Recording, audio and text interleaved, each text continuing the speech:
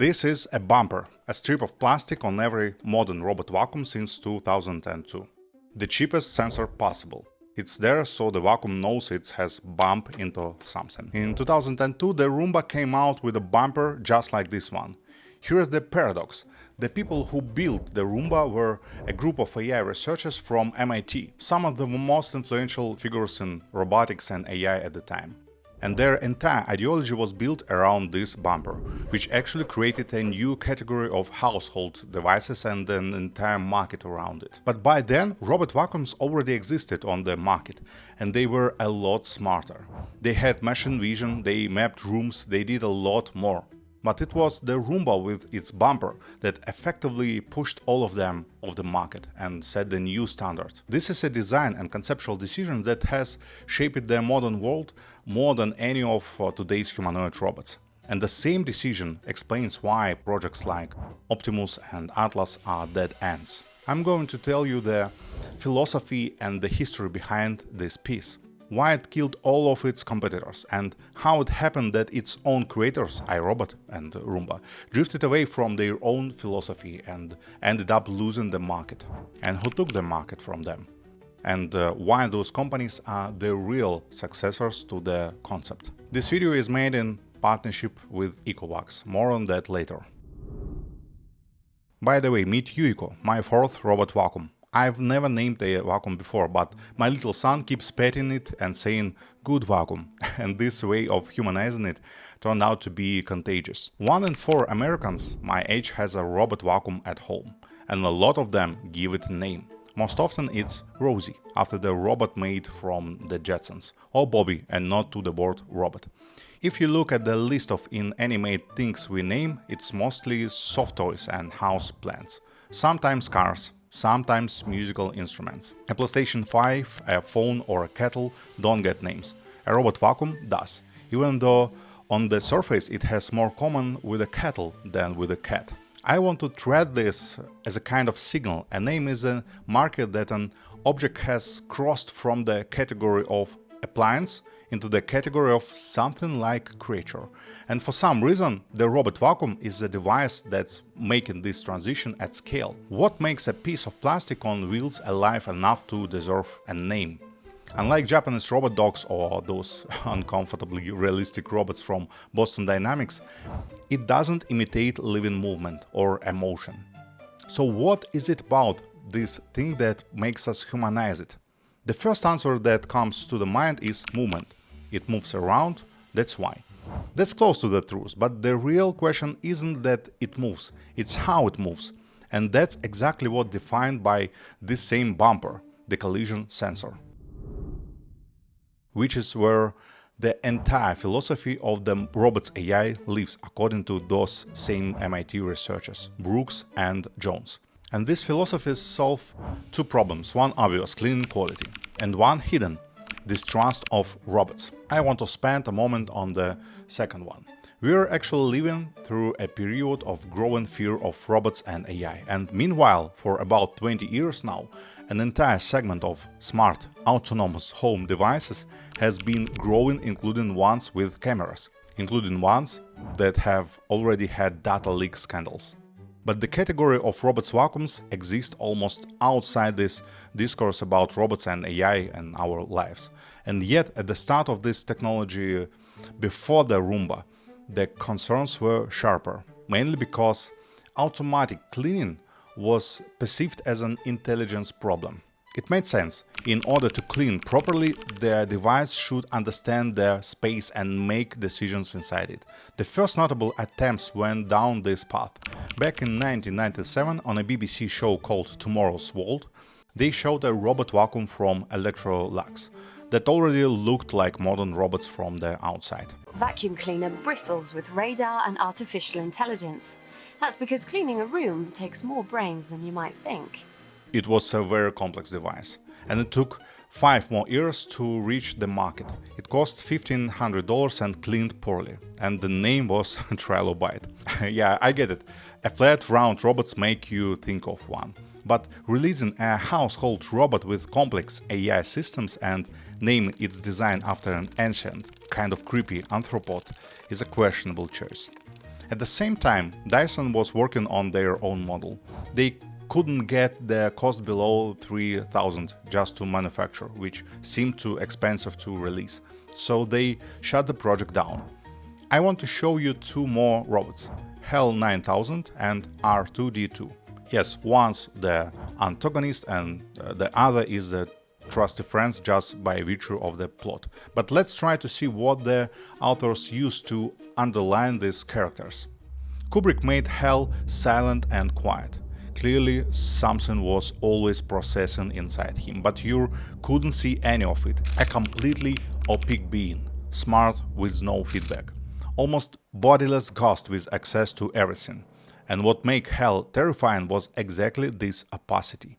Lucas made R2-D2 smart too, but to keep him from being scary, he made him completely transparent.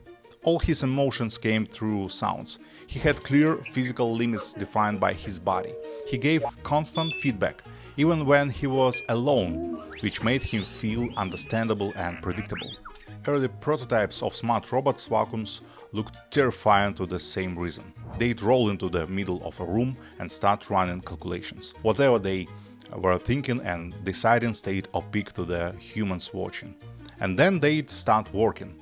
Most of the time they'd get stuck against a wall, because their machine vision had mistaken sunlight on the wall for a continuation of the room. So naturally, Electrolux and Dyson tried to fix this by making their algorithms more complex, adding more sensors, building more elaborate models of space.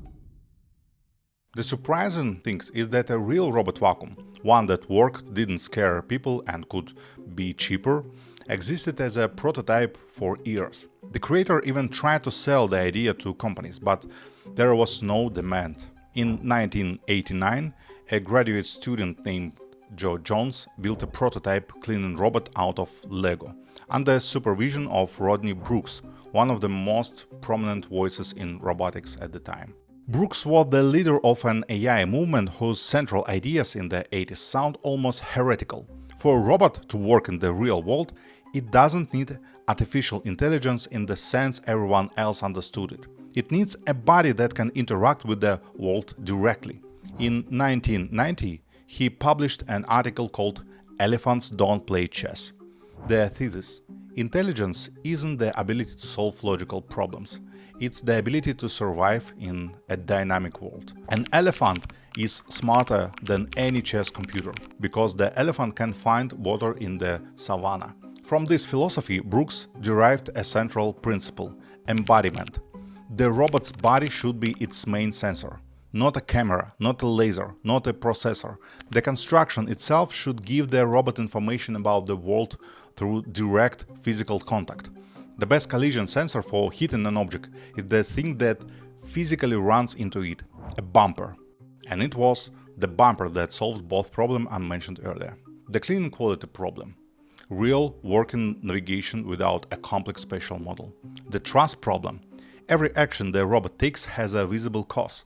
The robot bumps into a wall, you see it bump into a wall. This robot looked more like a slightly clumsy baby animal than a smart, secretive machine. Beyond embodiment, Brooks had three more principles. The world is the best model of the world. Don't build a map if you can just drive through. Subsumption. Behavior isn't one complex program. It's a several simple layers, each with its own job. Fast, cheap and out of control. Don't try to make it perfect. Make it rough and iterate. And one more important detail from the same body as sensor logic. The dirt sensor in a Roomba isn't a camera. It's a piezo membrane inside the body that physically hears dust particles hitting the plastic. The Roomba literally hears the dirt. In 2002, the Roomba came out, built on these principles, from iRobot, the company founded by Brooks and Jones. It cost $200. It cleaned much better, and it steered emotions. The arrival of the Roomba was in effect something like skeuomorphism in graphical interfaces. A bridge that breaks through perception barriers, a way for the world to get used to living with robots. We still haven't moved past this stage, because the progress in consumer robotics hasn't really spread into other areas yet. But within robot vacuums themselves, things have moved far ahead. And the surprising thing is that iRobot, the founders of the concept, at some point veered off their own path. They started saying the same things Tesla is saying right now. If humans see space visually, then artificial intelligence should orient itself the same way. Machine vision is a complex, expensive and most importantly slow technology. And iRobot, having taken a near monopolistic position on the market, started focusing on exactly that kind of research. It was already obvious that navigation quality was good enough, and it got significantly better when competitors started using LiDAR, a cheap, fast way to know where obstacles are. Much cheaper than processing camera images. The competitors move on the next problems: how to do real wet cleaning, how to make robots more autonomous. And they just walked past iRobot, who got stuck in their own ambitions. Today, the leader of innovation in this category is ECOVACS. For full transparency, let me explain the nature of this integration, because it's not a regular ad spot. It's continuation of the topic of this video, illustrated through a product. I've been interested in robot vacuums, their history, their design for a long time, and I was looking for someone who could sponsor this video. The only companies and products that could fit were ones I could honestly tell the whole story through. ECOVACS' new DEEBOT X9S PRO OMNI is a perfect fit, because the main pain points of older robots vacuums are solved here. And for our video, what's interesting is to look at this design decision as a continuation of the embodiment philosophy and the development of consumer robotics in general, rather than as a list of features. My previous robot vacuum was also a mopping one. I didn't upgrade it for years because I didn't see much point. It already did regular cleaning well enough. And the times when it didn't were usually because of something the human had to handle: washing and drying the cloth, swapping the water, cleaning out debris. I haven't been able to imagine my life without a robot vacuum for a long time. We have a dog at home, a kid and even a carpet.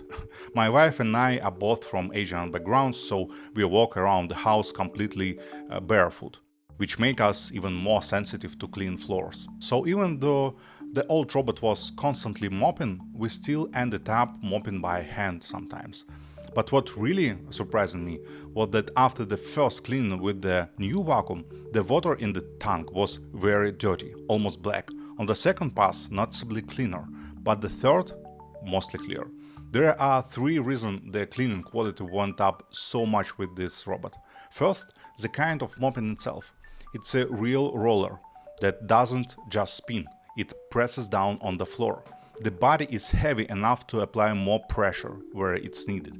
And of course, a rotating mechanism is another leak compared to dragging a cloth across the floor. Second, it can mop places the old robot couldn't reach.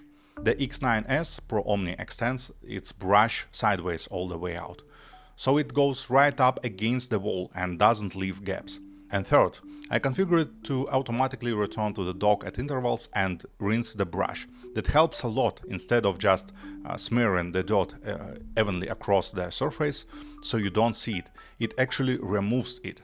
Plus, while it's at the dock dumping the dustbin and rinsing the brushes, it also charges 10% in 3 minutes. So the only thing left for me to do is dump the dirty water and refill with clean. That's exactly the weak point of old robot vacuum had.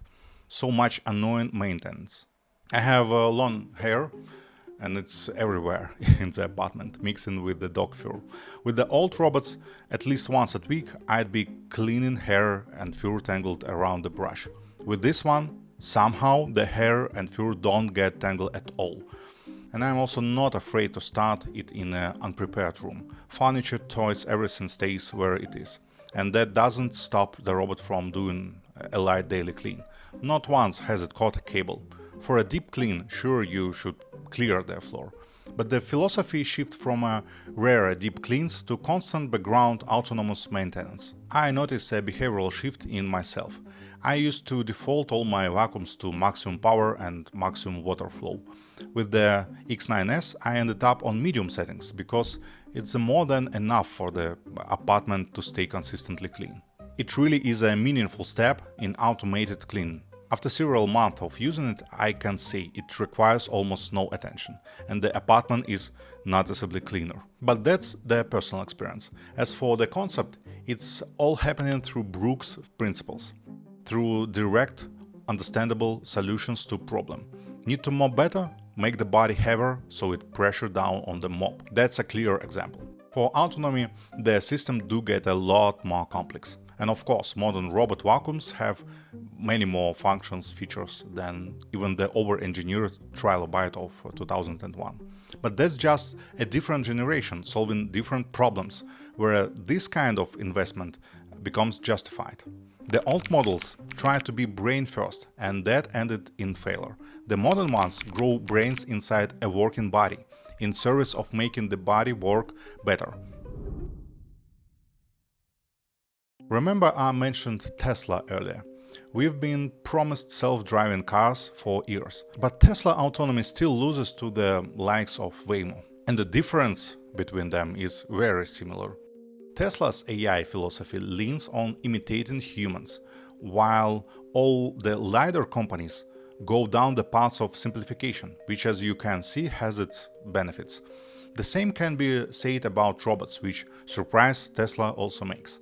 Imitating the human body and the physics of human movement has its pluses, and it opens up possibilities that wheeled drones don't have. Right now, Boston Dynamics robots are being used for dangerous work in extreme conditions.